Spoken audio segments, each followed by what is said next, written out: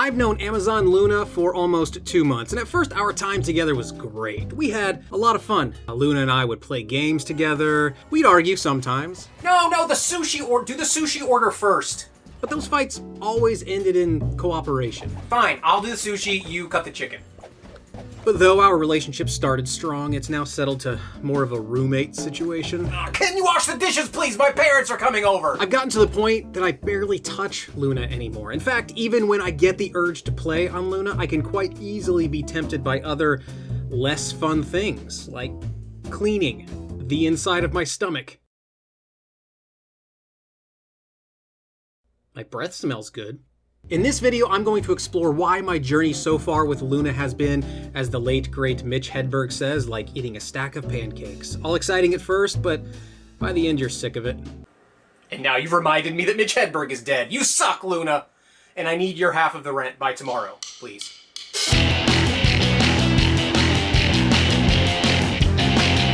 Before I go any further, please consider subscribing to this channel. I make videos about video games, including reviews and humorous skits and opinion pieces like this video you're watching right now. I've had access to the Amazon Luna beta for approximately 2 months, and though I determined that Google Stadia only narrowly edged out Luna in a head-to-head battle of the two game streaming services, see that video linked below, I've been playing Google Stadia way more than that narrow victory would imply. I've even played the old PlayStation 4 and Nintendo Switch standbys more than Amazon Luna. Luna has simply lost its battle for mind share in this old mind up here, and that's a shame, because this mind is where all the cool video game stuff hangs out. Yeah, it's not uncommon to see thoughts about the Virtual Boy chatting politics with thoughts about the PlayStation Vita, or thoughts about PlayStation waxing philosophical with thoughts about Xbox. Even Nintendo Labo thoughts once snuck into this head, and you know, I was impressed. Labo was fun and funny.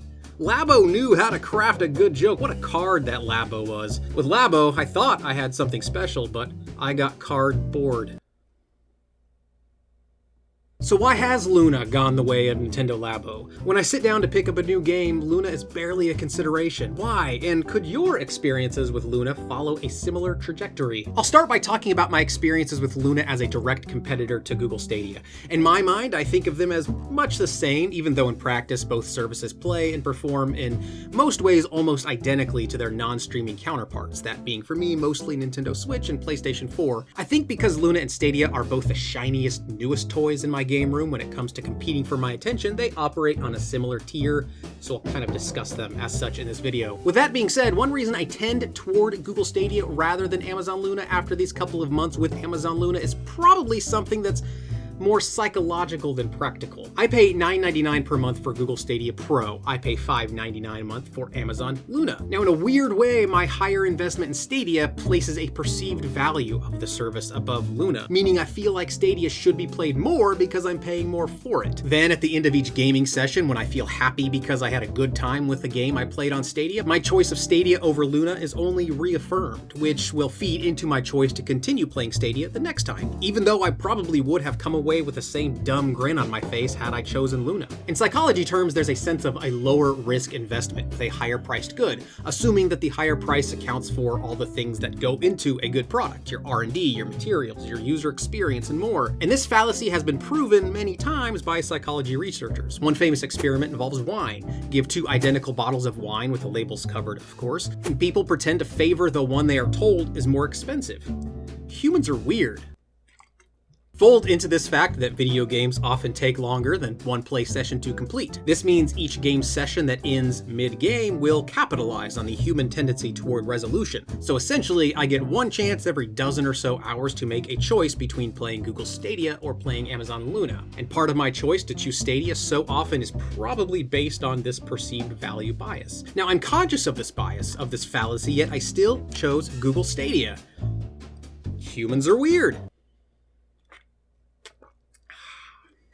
But that's certainly not the only reason I go back to Stadia over Luna. In fact, the perceived value bias might be the weakest reason. A stronger reason is one that involves the player base, or lack thereof. See, Luna is still in its beta period, meaning the player base is assumedly much smaller than Google Stadia. And though I don't play online multiplayer games ever, a large player base is, I'm learning, still important for me as a single-player gamer. The ancillary conversations like those from Stadia YouTube channels, Stadia podcasts, Stadia Discord channels, and the Stadia Reddit are all gathering places that keep me invested in the Stadia ecosystem, even if not consciously. It's the same with me and PlayStation, or me and Nintendo. Having a world of people always eager to spew thoughts about the next upcoming game release or platform update compels me through social pressure. I'm not exactly playing Google Stadia because I feel indebted to the other Stadia fans out there, but taking in media from all those Stadia places I just mentioned does keep me connected to those other fans, and by doing so there's an unspoken, though not exactly tenuous, connection there. Even passive engagement with other fans creates and reinforces a sense of dedication to the platform that honestly feels great to participate in. It's the same feeling I get when chatting with online friends in a Discord about the newest upcoming game. Most recently that was Cyberpunk 2077. But it could be any game, product, event, whatever. Amazon Luna simply doesn't have enough users to make passive engagement work, so I feel less compelled to play Amazon Luna over Google Stadia. The audience will certainly come once Luna has come out of beta and launched proper, and once that audience comes, Amazon will need to give that audience a reason to talk. Stadia has official weekly blog posts, periodic Stadia Connect presentations, and lately Stadia has made strides in getting more of the people behind Stadia out into the public eye. Right now, Amazon Luna has no public face, no presentations, no events to get excited about. I don't even get an email from Amazon when a new game is added to the Luna Plus channel. The home screen has a newly added section, but that section is a bit misleading. I'll talk more about that later in the video. Now, say what you will about Google Stadia's bad launch and initial marketing efforts, but at least they existed. Amazon Luna right now doesn't have an audience and doesn't have a reason to keep that audience talking, which prevents any notable passive engagement from would-be fans. Now, of course, all of this is intentional at this time. Amazon Luna isn't beta. It's not worth spending the marketing dollars to create an audience when the service isn't available to that audience. So I guess the short version of this one reason I often dismiss Amazon Luna as an option when choosing to play video games is it's in beta. And being in beta means the service lacks the community that helps keep me engaged. Now, I haven't mentioned game selection yet. I fully believe the primary motivator for most people to follow a gaming platform is the games. For me, as I've said before in other videos, Luna has a game selection that's actually more in line with my personal tastes than Stadia. So why is Luna so far removed from my head when starting a new gaming session? Well, this one kind of surprised me, actually. It involves Luna's lack of game capture capabilities. Now let's pretend for a moment that Amazon Luna wasn't in beta, that there was an audience for me to engage with, a community for me to share my excitement with. Even with an audience, the Amazon Luna service itself presents some strange hurdles that keep me away. First, Amazon Luna lacks the ability to capture game footage natively, as I just said. As someone who makes amazing video game related videos, dare I say, subscribe-worthy videos, footage capture is important. Unfortunately, my TV setup isn't structured to capture game footage from a dongle like the Amazon Fire TV Stick, which is what I use to play Luna. That means I depend on the streaming service itself to let me record footage. Stadia allows 30-second clip captures with the press of a button, which isn't perfect, but it's better than nothing. For the times I've needed Luna game footage, I've managed by playing Luna on my PC and using third-party recording software. But doing that is simply disrespectful. When I choose not to sit on that pillowy monstrosity of a gorgeous red chair back there, I'm basically spitting on the graves of my ancestors who fought wars and battled diseases so that I could complain to a camera about having to sit fully upright for several minutes in front of a screen. That's not right. This is for you, great-great-great-great-grandpa Colonel Flanagan. You did not die in vain! So sure, Luna may have the games I like more, but as someone who likes making YouTube videos, I do have to consider the ease of footage capture when making my decision. Oh, Sunchip Crumb! Look, I don't like doing stuff only because it's being recorded. It feels kinda gross sometimes, like I'm a brain dance artist. The second odd hurdle on my Luna prevention journey is I also don't like that Luna's home screen shows games I don't have access to. I mentioned earlier that the newly added section of the home screen is misleading, and that's because it shows all the games that have been added to Luna, not just in your subscription. See, the way Luna handles game purchases is that it doesn't.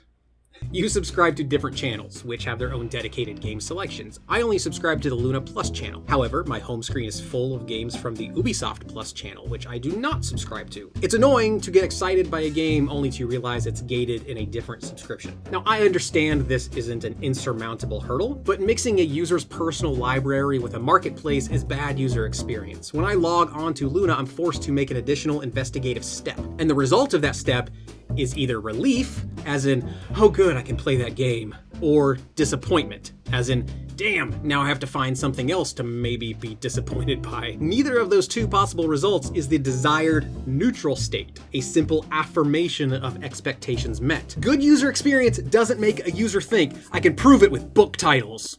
It's actually a really good book on user experience. I highly recommend it if you're interested in that thing at all. It'll blow your mind. While Amazon Luna is a good service, one I will continue to watch as it evolves, its lack of audience, lack of capture feature, and forced marketplace means it's just not a contender for my daily gaming time. Also, it doesn't have Cyberpunk 2077, which I'm currently enjoying greatly.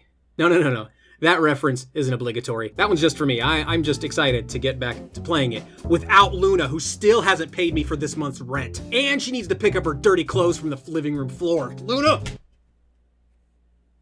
Sorry you had to see that. So Luna isn't a primary platform for me, but does this mean you, the viewer and person who may not have a Luna subscription currently, should you reconsider your excitement for Luna? Well, maybe. If you haven't yet subscribed to the Luna and are waiting access to the beta, maybe tamp down your excitement just a bit. The beta experience is great, but for now, it feels, at least to me, like more of a novelty than a gaming destination. However, once the service is out of beta, I encourage you, whether you are currently awaiting a beta invite or not, to jump in and give Amazon Luna a try. Let me know your thoughts in the comments below about Amazon Luna. Are you eagerly awaiting access to the beta, or do you currently have access to the beta? Either way, does this video that I've made change your excitement for Luna in any way? And please like, subscribe, and click the bell icon to make sure you don't miss future videos. If you're still watching this video, you obviously like it for some reason, right? So it only makes sense to subscribe.